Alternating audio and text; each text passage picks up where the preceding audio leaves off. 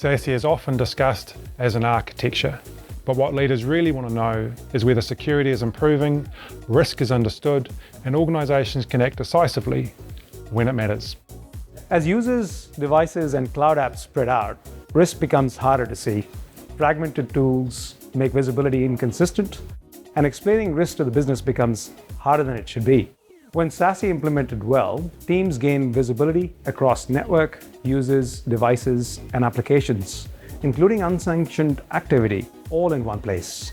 That visibility enables stronger control and more confident decisions. SASE delivers its full value when networking and security are tightly integrated, not managed in isolation.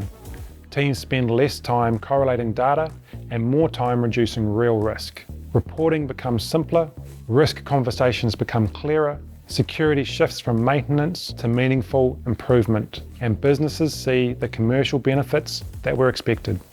SASE done well isn't theoretical. It shows up in day-to-day outcomes and business value.